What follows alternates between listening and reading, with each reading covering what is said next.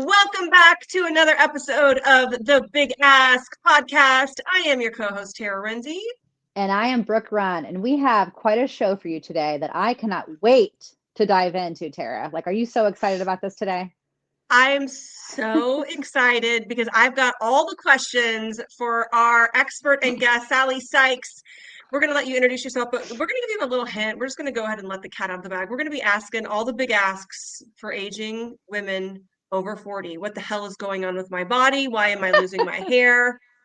Why am I a What is sweaty going bitch? on? Yeah, why are we sweaty? What with the sex drive? Like Yeah, all the questions that everybody wants to know is going to happen right here today. we're just gonna put all the big asks out there. So Sally, welcome to the show. Yay! I'm so excited to be here. Tara, ever since I met you and read your book, I immediately knew we needed to do a podcast together because there's nothing more like your book, be who you came to be. This is literally what I do as a functional medicine health coach is I help women, especially over 40, be who they came to be because we can't be who we came to be if our hormones are out of whack because our hormones make us who we are. And it affects mood, it affects everything else, our sex drive, our hair falling out, all the things that you mentioned, how I our love that. skin. So, Let's jump right into that. I love that our hormones determine who we came to be, yep. right? How we show up, how we feel. Tell us more about that. So everyone is born with a different genome, right? Like if you look at my genome, I'm genetically programmed to have pretty high testosterone and high estrogen. And I wish that I had had my hormones tested when I was like 25 when they were at their peak. So I knew at age 50 how kind of what my optimal levels of estrogen, progesterone, testosterone were, but I don't. So now I'm kind of guessing. But I'm doing a good job of it. But everyone is a little bit different, right? And so your optimal level of testosterone might be different from mine. And so when we talk about hormone replacement for women our age, it's an art and it's really hard to find sometimes practitioners who are educated in that area, who know the difference between bioidentical hormones and just putting someone on the pill, which is not bioidentical. Those are different molecules that our bodies make. They have very different, vastly different side effects. Um, so, and in my opinion, are not a treatment for menopause or perimenopause. And so I mean, look, we can go as far back as being on the pill and how that changes your personality drastically. Okay. Like I was in a group seminar over the weekend several months ago, and we were supposed to say what was the most impactful thing of your entire life. Literally, the most impactful thing in my life was going off the birth control pill after 20 years. That's how Wow. profoundly it affected my personality, who I was. I had no libido. My hair was falling out. It was made me copper toxic, which is one of the thankfully reversible causes of dementia and cognitive decline. And that's what happens. And women are not being told. Uh, Tara, your episode last week with Jennifer, not pooping for a week and being told by her doctors it was all in her head and she needed marital counseling. She is not alone. Okay. Like this kind of medical gaslighting goes on every single day. And every woman who comes to me, I want to say this up front. I am a health coach, not a doctor. I'm a former attorney. But what I try to do as a health coach, because people are coming to me after years and years of failed attempts to work with conventional medicine and get their symptoms addressed by finding the root cause, not just throwing a band-aid on it. Tara, if you're telling me your hair's falling out, you can't sleep, and you're anxious, and you have no libido, um, the solution is not to say that's all in your head. Here's an anti-anxiety medication, so an SSRI, and a sleeping Right. pill to turn you into a zombie or a fembot, or a birth control pill so that you don't inconvenience a man by getting pregnant, right? That's changing your personality as well. And we got to talk about that because we need better solutions to birth control for unintended pregnancies. But what is the underlying cause? Why? Why did your libido go on vacation someplace not nice? Right? Right. Why is your hair falling out? Why are you fatigued all the time? Why is your skin, there's skin laxity? Some of it's normal aging. So much of it is due to changing, fluctuating, especially in perimenopause, we're talking fluctuating hormones. In menopause, we're talking total depletion of hormones. And men go out and they get their testosterone, no problem. And women, it is just a nightmare. finding anyone who is educated enough on it, and who even cares. It really Right. is. Go on. You've outlived your usefulness. You've had your babies. We really don't want to hear from you. You seem very fussy. You're a Karen. Take your Xanax and go shut up. And it's Yeah. not okay, because we're talking about fully half the population for fully half of their adult productive lives, putting them out to pasture, when we've got a Right. world on fire who needs all these beautiful, amazing, talented women firing on all cylinders. We're just going to let that go? Right. Mhm. No. Yeah. Brooke, you've always been really good about being, I feel like, in tune with your body and like a good advocate to your health. And I feel like for the most part, I have too. But it is interesting because I go to my OB every year. I'm an annual OB goer. I do believe in like preventative, cancer and like screenings and all that kind of stuff. But literally, they will throw a pharmaceutical at you faster than lightning. Mhm. They Yeah. will. And look, um, while you mentioned pharmaceuticals, and as a health coach, what I do primarily is functional lab analysis. It's not what normal health coaches do. It's something I became obsessed with after my dad was diagnosed with Alzheimer's disease, and I read Dr. Dale Bredesen's book, The End of Alzheimer's. Highly recommend this book. You guys go read it if you have Alzheimer's in your family. It lays out all of the preventative strategies for preventing cognitive decline. And he has a list of all the labs that you want to get optimized, not just in the normal range. And I'd never heard of this. And I thought, well, Mhm. normal range, that must be the healthy range. Guess what? It doesn't. Normal Yeah. ranges in labs is just a statistical average of all the sick people who are, if you're getting labs or something wrong, we're usually getting those labs at that lab. So every lab is going to have a different normal range. And then as the American population gets sicker and sicker, those normal ranges get sicker and sicker, right? Over 93% of Americans are metabolically unhealthy. Diabetes, pre-diabetes, overweight or obese, right? So do you want to be normal for the average sick American eating a standard American diet? We don't. None of my coaching clients do. They want to be optimal. So I went out and tried to look, well, there has to be a list somewhere of the optimal ranges for all these labs. No, there's not. So I created one and I've been working on it. And I have a huge spreadsheet and it has every lab you've thought of. So if you come to me and you've got all these symptoms and your doctor's saying, well, you're normal, must be all in your head. Take these SSRIs, take a Valium. Hmm. Bring your labs to me. I give you a real functional analysis where things are not optimal. We identify supplements, diet, and lifestyle. And then there are prescription medications that I do recommend, and I will hook people up with functional medicine providers to do that since I can't prescribe. The only ones that I am recommending I don't consider them Band-Aid pharmaceuticals. When you are giving someone the life-changing bioidentical oral micronized progesterone at night that changes women's lives because they can finally sleep and they don't have random anxiety for no reason in perimenopause and menopause, that's bioidentical. We're giving somebody back the same molecule their bodies would normally make, but look, we'd all be dead in childbirth by age 30, right, if we were in caveman days. But now we're living longer. And if we want to live Mhm. better, then this is where we have to go. Same with bioidentical testosterone cream every day. Love it, love I it. thought it was interesting because Brooke, have you had you get your hormones done every year and Mhm. like blood work, Mhm. right? So when I do it at my doctor's office, they don't check any hormones. Like I had to go outside of that to find out like what's going on. And for the most part, I actually feel pretty good. Like I am in that like perimenopause where um I'm good coasting, and then all of a sudden I'll be like sweating my ass off at night. And then there'll be times where I'm like, all I want to do is have sex, and then there's other times it's like, nah, nah, Mhm. mm-mm. That's normal. Yeah. Yeah.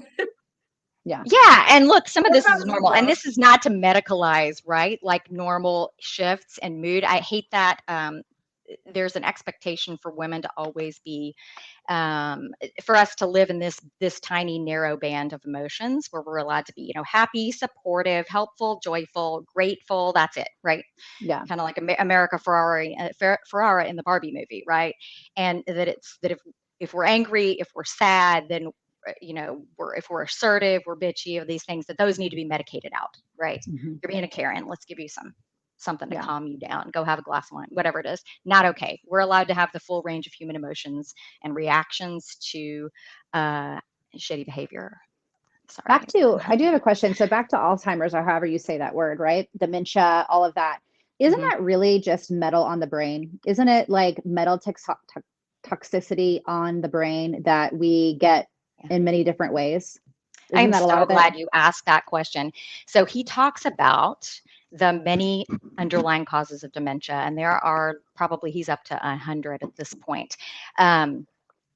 Yes, heavy metal toxicity is in there, but the primary root causes of dementia are cardiometabolic in root cause. They actually have started calling Alzheimer's type 3 diabetes.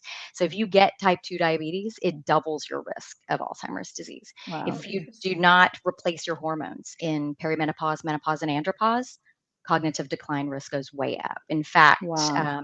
75% of Alzheimer's patients are women. And whether you have that ApoE4 gene or not, it turns out most Alzheimer's patients don't have that gene. So it just goes to Mhm. show how much of it is lifestyle mediated. So he talks about reversing and preventing insulin resistance, keeping blood sugar stable, making sure we have optimized our hormones, with bioidenticals. Optimizing thyroid function, you guys, is critical. Armor thyroid, this is my everyday. For you think about it, most people think about thyroid medication or being hypothyroid as being a weight problem.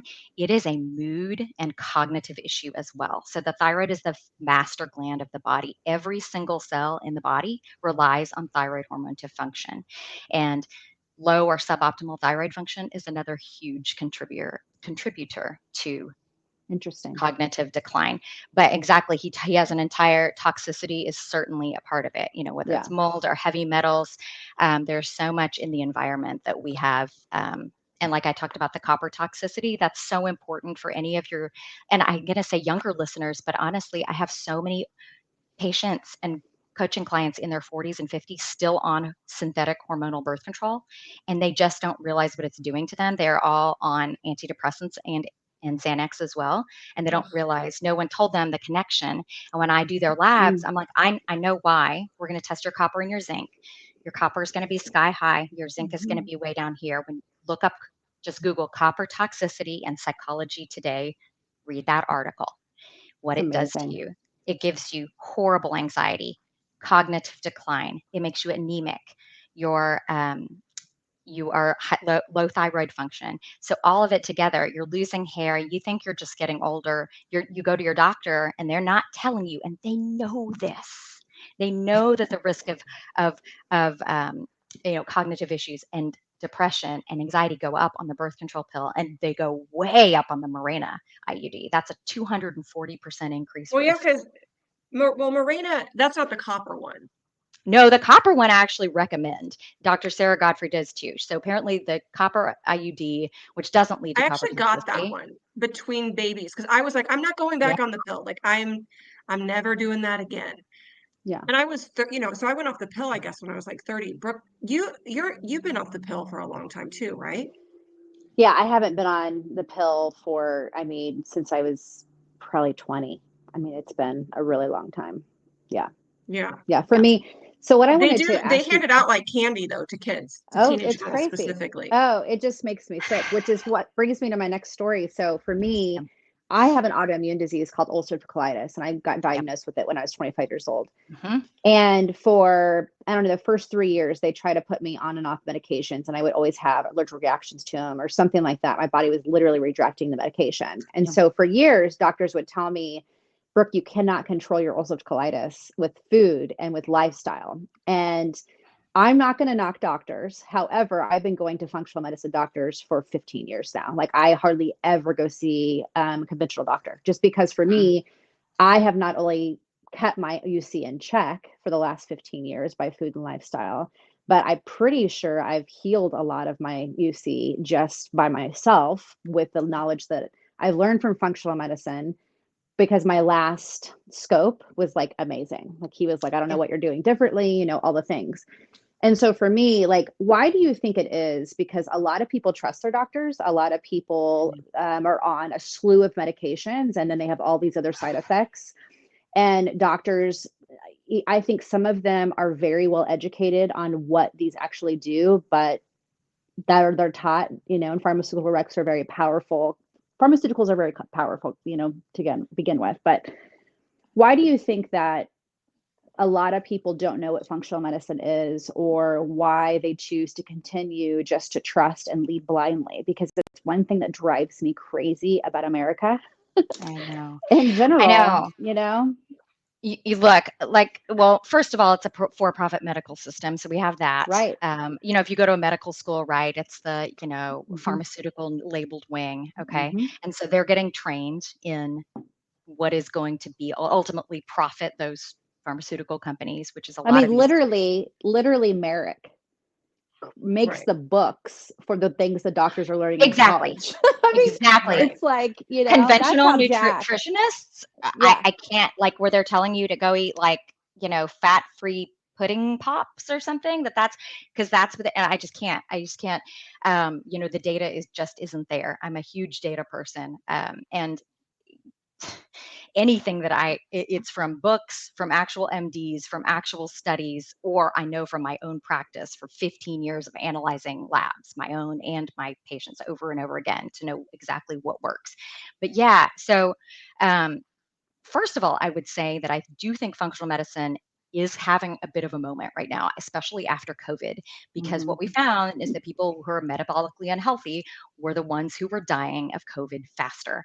And the conventional medical system was not serving those people. They were just saying, oh, you've got diabetes, you're overweight or obese. You know what? We'll just give you some insulin, which will make the type 2 diabetes actually worse.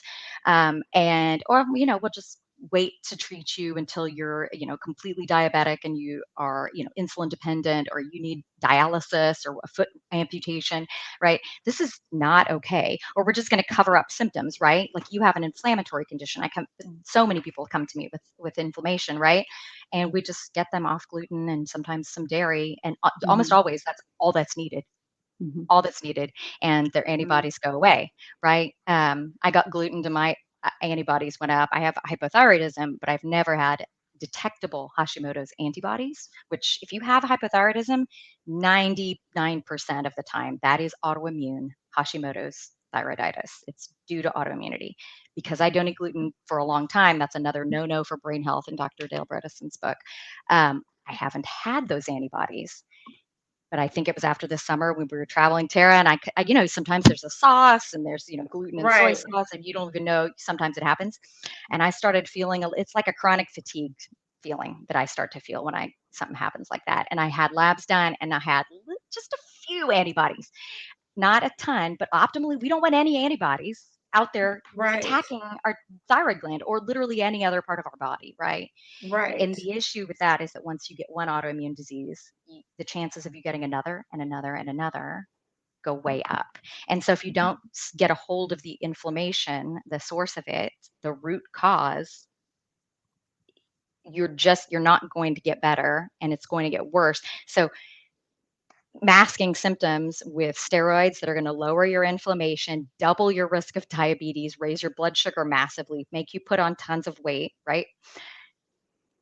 Most of the coaching clients come to me, they are feeling like garbage, and that's really not working for them, and they really want help to do it, Right. find the root cause of it.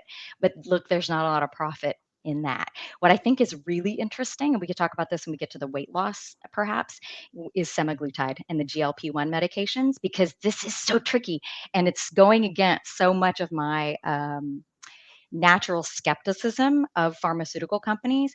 But here's what I kind of love about semaglutide and tirzepatide and these medications is that they are, yes, people are taking, this is a pharmaceutical that people are taking, but it is mimicking something natural in the body, and it is helping millions of Americans finally break the cycle of food addiction and lose weight and eat the way they know they're supposed to be eating. It's just not an education gap.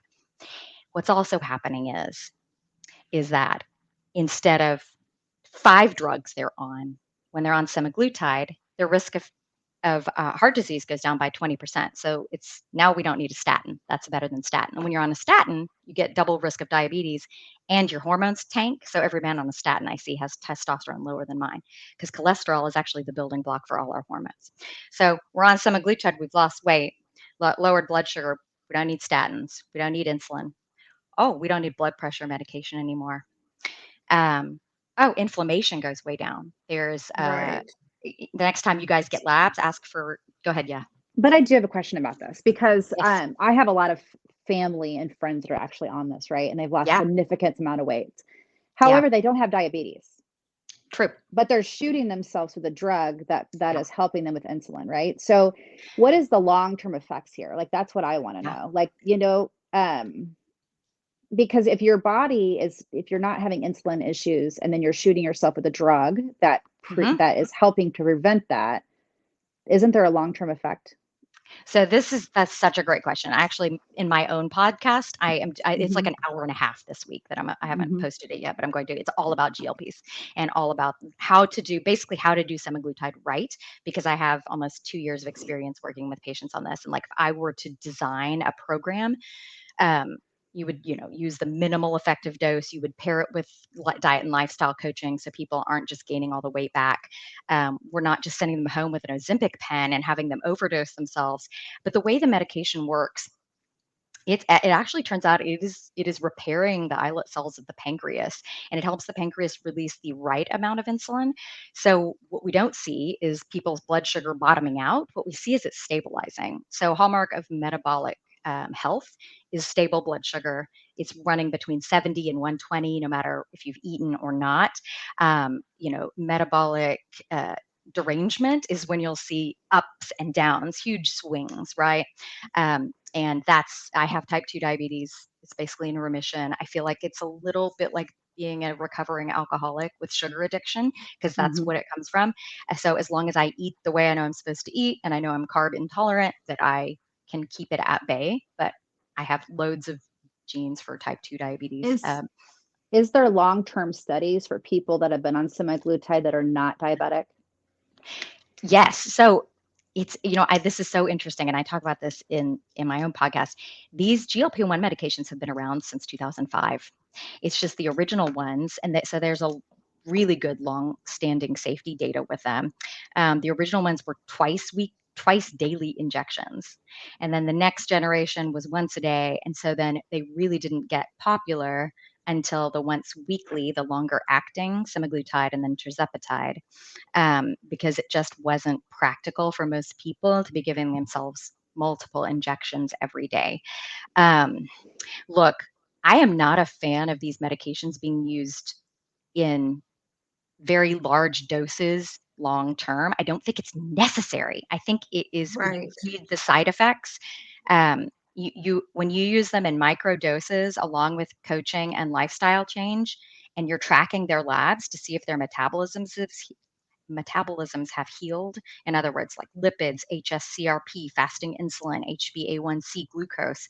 Um, we'll be able to say with some certainty, are you going to be able to keep this weight off right after these medications? Whereas if you don't have that kind of support, or if you're just taking this as a designer drug and you're still drinking a bottle of wine every night and living on Pop Tarts, guess what's going to happen, right? You're going to lose Right. weight, you're going to lose muscle, you're going to lose muscle mass, you're going to get osteoporosis. Like, this is not what we want for women over 40, especially. But the women I Right. coach, their muscle mass, their bone density is going up. They're getting DEXA scans. They're So doing in weight training. total transparency, I've taken semaglutide. So I had like Mhm. this like mid 40s, literally out of nowhere, I gained about 15 pounds. And it was, I mean, I Yeah, work out all the time. I eat healthy. Even yeah, my husband was like, God, that just sucked. Like, because he's like, I don't even know how that happened. I'm like, I don't either, but I've been talking to people and it literally was all through my yeah, midsection. totally. And so I went to my functional medicine gal and she was like, look, she's like, I think you're a candidate for semaglutide. Now, a couple things happened. One, I had to do an entire lab workup before she would even think about dosing me on it. And Hmm. two, I did a lower dose than what is it, Manjaro and Wegovy. Like my dose, I never even met what they're giving people for the first time when they're going to like a Yes, healthcare provider, and they're like, "Oh, here's yes. this prescription, go take it." And people take it, and I've had so many friends get so sick. And I'm like, well, how much is the dose? And I was like, oh my God, I never even. And so I ended up only taking, I lost my 15 pounds very slow. I mean, I was like a pound a Good. week. Good. I don't Um, recommend more than 2 pounds a week. That's not sustainable or healthy. You're going to end up with but you know, pancake there's butt. people who go on it that are like, oh, I lost 10 pounds in the first week. And I'm like, did you eat? Like, That's not going to end well. so for me, it just, I had a good experience with it, but I was like Oh, yeah. slow to go. I didn't Good. do a lot of it. I'm on like occasionally I'll still do a small dose of, I don't know. Mine's different because I dose it out of I guess Compounded. yes. Perfect. That's So how I prefer because you and can mine in an insulin microdose. needle, I only go up to 10. Like it's the smallest dose. Yeah. But interestingly enough, I had a good experience. I felt really good on it. I never felt nauseous. You know, people are like, "Oh God, I couldn't drink." I'm like, I could still enjoy a glass of wine and not get violently ill, but I was never on a super high dose. And I did they also made me do an in-body to where I had to like measure my muscle mass, everything, so that whenever I did the in-body the next month, I Yeah. wasn't losing muscle. You know, I was continuing to work out. It wasn't a free pass to go eat cheeseburgers and fries. Like, and I know people who do this. And Brooke, I actually heard a comedian the other day. He's like, isn't it funny? Like a year ago, everyone was fat and now everybody's skinny. He's like, Yeah. and I'm sure you have friends on Instagram. Haven't you seen him where you like look and you're scrolling and you're like, oh wait, whoa, Well, wow, she look at lost a the lot of weight. celebrities. Look at the celebrities like Kyle Richards and like all these people that have struggled with weights their entire life, and they're Yeah. so skinny right now. And you know, full transparency here, I did try semaglutide. I tried 2 Mhm. shots, and my throat felt like it was swelling up. And so I was like, okay, I'm done. I think I told you this, Tara. Like I What was were you like, on? Was it I Wegovy? don't. It was It was a I pre-dosed, think it like was you went and picked it up. semaglutide. I Yeah, hate this. but it was in Well, a was ejectable it a thing. pre-dosed pen or were you drawing it up Yes, from a it vial? was a Okay. pre-dose I pen. hate the pre-dosed pens because you can't adjust the dose. You're going Yeah, home with, and you're forced to inject way more than you need. And so, yeah, it I does just Yeah, not it have go a was well. scary for very you though. It I was have a scary for That very is you. so scary. sensitive, yeah, I have a very sensitive system. So for me, like You did lose like 8 pounds. I did my first Because week her throat was closed up because and she couldn't get any because food. I couldn't eat. I was like basically not being able to breathe for like a week, and it was worked out really well, you know. Terrible. But yeah, Stop it. but I'm sensitive, but I do like I have one family member in particular that Yeah. she's skinnier than I've ever seen her in my entire life, and I'm worried, you know, because I don't think that they're monitoring her as close, and I damn Yeah. know for sure that when she's off of it it's not going to be sustainable, you know. And so for me, Yeah. like it's just, you know, I think when you get on this and if you do it, you need to go with somebody like you, Sally, who really Yeah. is incredibly thorough, and you're doing it as more of a lifestyle long term versus a quick fix that you're just going to Yes. do, you know, short term. So I love, you know, that you run all those 100%. labs and the dex, you know, testing and all that kind of stuff. That's good. It's so Yeah. important. So yeah, listen, my podcast is I Love Labs. Whether you work with me or not, you can listen to it. That's free content, and you can at least learn like, hey, What's how the podcast, should this Sally? be done? My podcast is called I Love Labs. I love I it. love And then that. Okay. I'm also going to be on a Chiral FaceTime live tomorrow. I'm doing some training for practitioners who are prescribing this. So I'm going to be talking about the same thing. Basically, like, how do we do this right? Because the standard dosing of an Ozempic pen or a Wegovy pen or a Manjaro pen is not that we don't have to do it that way. And most of those pens are in shortage. And so I would say the vast majority of the patients I'm seeing are using compounded medications because those are more accessible. They're not in shortage and they're much less expensive.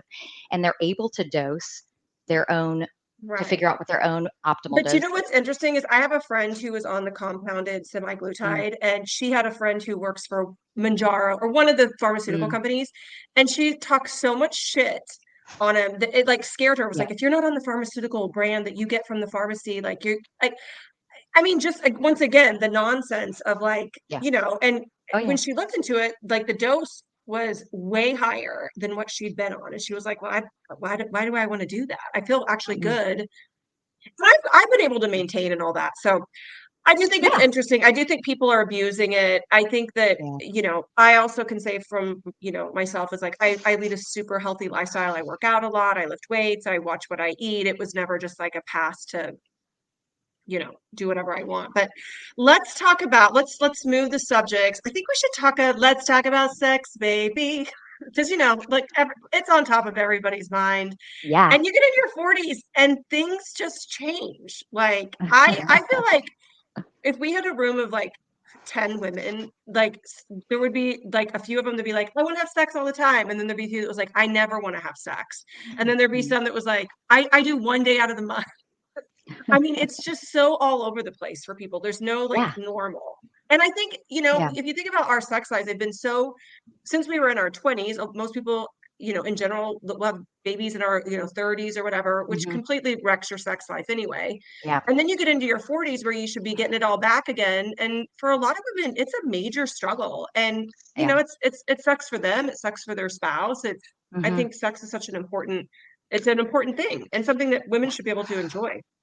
100%. There was hopefully a lot of your listeners also follow Dr. Mary Claire Haver on Instagram. She's an amazing OB-GYN menopause specialist, and she posted How this do you morning spell that? Mary Dr. Mary? Claire. It's MaryClaire Haver, Okay. Haver. Um, so she posted this morning about she had a patient who was also a divorce attorney, a female divorce attorney, and they were talking about. She said this divorce attorney said after being treated for menopause, she wondered herself if fully at least 60% of the women coming in who wanted divorces were simply getting divorces because of painful sex due to lack of estrogen and lack of any medical help because they're in extreme pain due to vaginal atrophy, due to loss of estrogen and perimenopause and menopause, right? And this really caught me because I literally, you're talking about we get a room full of women more and more. I feel like most of my friends are just indifferent to sex, and that's okay. There should be zero judgment about someone's sex drive, whether you're asexual, who you're interested in, how much you're interested in doing it. I think where it pulls back to what this show is about is that we all want to feel like ourselves and our best selves, right? So if whatever level of libido you're currently experiencing feels right and true for you, rock on with your bad self. But if it feels not like you, like when I was on birth control and an SSRI and had no interest in sex, and for the first time in my life for like 10 years in a row didn't masturbate, that is not me, okay? Not me at all. And I went off birth control pill, y'all, within 3 months. I was like, You were just home masturbating all the time, Sally? oh, honey. I was like, it was like Dorothy, like when she gets out and it's all black and white and it goes to color. And I was like, oh, I want to go shopping. Like I hadn't worn perfume in a while. And I was like, I need to get in my car and go find a natural perfume that doesn't have phthalates. I need to smell good. I need makeup again. Wait, my bras that I've had since in 1999. Why do I still have those? Why do I have underwear with holes in them? All of a sudden I was like, whoo. And my brain started working because my natural hormones came back. Because the ethinyl estradiol and progestins and birth control are not real hormones. They don't do the same thing. And being on birth control, it's like chemically induced menopause, you guys, is what it is. And so I had, I was having pain during intercourse and all the uncomfortable things that you would have in menopause. As soon as I got off the pill and my normal hormones came back, So that do you think disappeared. for women, like they could look back to like their 20s and what their libido was like then? Or do you think some people just don't have great libidos and, Yeah. I mean, Yeah, that's a great question. So for me, having a strong libido feels like part of who Sally is, right? Like if it would feel, I don't feel like myself if I am kind of, it's more than libido for me. It's mojo. Like it goes hand mhm. in hand. Like if I'm not interested in sex, I'm also not listening to fun dance music. I also don't want to get dressed up and go out at night. I also am like not as fun to hang around with. My personality gets kind of meh. Start listening to the news all the time in my car instead of fun, dancey 80s music like I normally would, right? It changes who I am. So, We're but going to for other remember this next time we people, see you. She's listening to the news. She must not be having oh, sex. did you, I know if I'm listening to the news, you need to ask if I've taken my hormones. So I need to go take my hormones because I am replacing now. God, it makes such a difference. And I do, I replace. And then when I start to feel like myself, I'm That's like, oh, okay, interesting. Yeah. I think I've gotten to where, but everyone's a little different. But so if you've been, I've had, like a male coaching client, he's never had a libido his whole life and he doesn't care to and has no problem with it. That's, look, I'm not going to mess with that. We're not going to start saying, but there are some physiological issues that go with, for example, the inability to have an orgasm, right? It's a blood flow issue. So there can be cardiovascular issues. If you used to have a libido and you used to be able to have an orgasm and now you can't, but you don't care, even if you don't care How and could you're not in a someone not care? relationship, well, some It would people be like, don't. So many people That would just be don't. such it's not a bummer. fun. Like, why do I mean, I don't know, imagine man. being like, No, That would but be a like some bummer. people, right? Like they it just like, I don't would. care if I I mean, it's never like have going to sex a movie and again. having to leave 20 minutes before it's over. Yeah. I so It'd be the agree. worst. I so agree. But the stats on how many women have never even had an orgasm, right? It's pretty high. And so, which is totally ridiculous. That's in another and of show. itself. That's a whole That's a other whole show. other show. Yeah. That's How is yeah. that? Is it because they like, is it mental? Is it physical? Or maybe I mean, I know because I have a friend and she was like, I don't think I've had one. I'm like, well, I think you would know. Like, You would know. And look, and here's what gets me. It doesn't surprise me that so many women haven't had them. So we've got a lot of women have been just traumatized. There's not a woman or a girl you talk to who hasn't been, catcalled or approached inappropriately, even, including my children, right? Which is just happens. So that can make us a little bit like wonder about if that's even safe to do. But if, fully half of the female population is on birth control, well, most of these birth control pills, not all of them, but most of them are taking testosterone to zero, undetectable. Okay. Especially if you're on the ones that are good for acne. They're good for acne because they take your testosterone to zero. Guess what happens if a woman has zero testosterone? She's get not testosterone. DTF.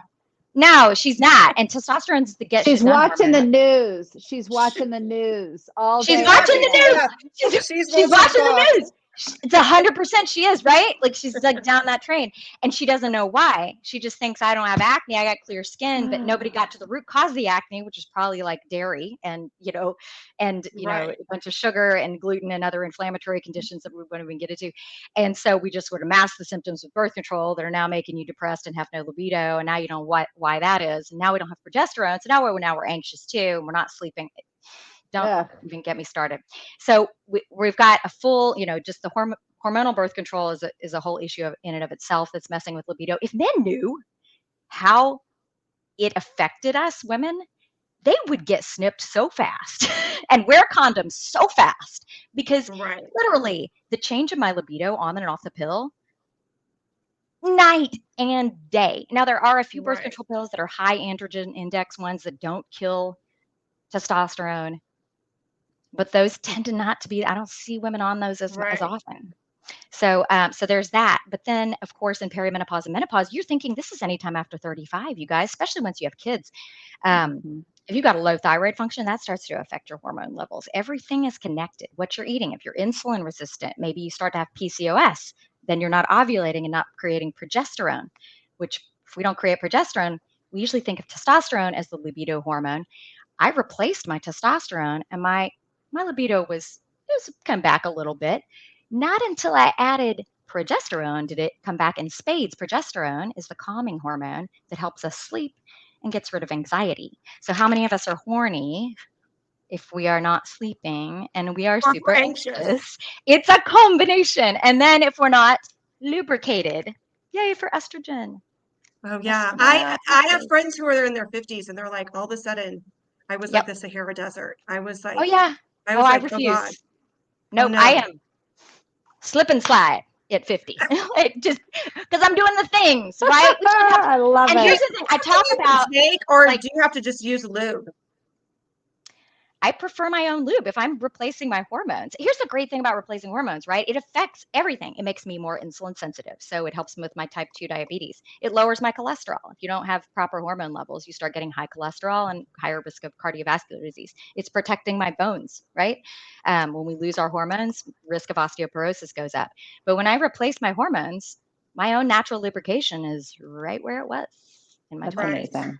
And it is fantastic. So Gosh, I feel like we nothing, could just keep talking about this. We should do another show all about Oh sex my because gosh, I know that yes. people, anytime. well, I think people wonder like, am I normal? Is this normal? And Yeah. we've got to go because I know we've got Yeah. a hard stop here in a couple minutes. But Yes. I think most of all, like, you should never have to settle as a woman. Like, if you don't feel good, No. then don't be like, oh, it's normal for your age. You know, if you want to have Mhm. better sex and your sex life is low, it's Yeah. not normal if you know, want to be able to enjoy it more and do more. I mean, I think that, you know, meeting with someone like Sally, getting your blood work done, really Yeah. understanding what's going on with your hormones in your Yeah. body is super important. I totally I think, agree. yeah. And I also think it's like really important because that's what Tara and I and Sally are all about, is really empowering women to Mhm. lead themselves. And I think that's the problem right now with the medical system, is that we're told and taught so many things, and it's really taking our personal power away and putting our hands into pharmaceuticals, which when Mhm. really we need to listen to our bodies and be paired with a doctor, like a functional medicine doctor like Yeah. you, who empowers the woman to have the knowledge to understand her body and not settle, which is what so many people are doing right now, because they just band-aid, band-aid, band-aid, band-aid, and never get Hmm. to the cause and the core. And so I love what you're doing, Sally. I think it's amazing. Thanks. How can they get in contact with you? Like, how can they follow you? Like, Yeah. leave all your deets here. So they can, the easiest way to find me is on Instagram at Sally Dahl Sykes, SallyDahlSykes. And my email is the same, sallydahlsykes@gmail.com. And on my Instagram, there's a link tree with all kinds of links to book with me on my website and all I'm, that. But I'd love to hear if anybody is out there needing help and support. That's what I do all day, every day. I could sit and talk to you for hours. I mean, I am so Same. passionate about This this was kind so of stuff. fun. Yeah, this 45 minutes blew by. We definitely need Yeah, a part two. Thank for you sure. so We do need much. a part Yeah, two. Yeah. Thank you this so was much, Down. Sally, for being on. Love you guys. And you can get a hold of, even if you don't live, I know Sally's in Texas, but Oh, yeah. she works with people all over the country. So All over the I love world, it. actually. all Woo! over the I love world. that. I Yay, love that. telemedicine. Yes. All Yeah, right. that's right. All right. Well, This thank you is so so much for fun. listening to Thank the Big you. Ask podcast. If you guys have big ask questions about women's health or women's issues, drop them in the comments, send us a note, and we'll get Sally back on for take two. Thanks so We much would for love listening to that. the Big Ask podcast. We are signing off and out. Have a good day, guys. Bye.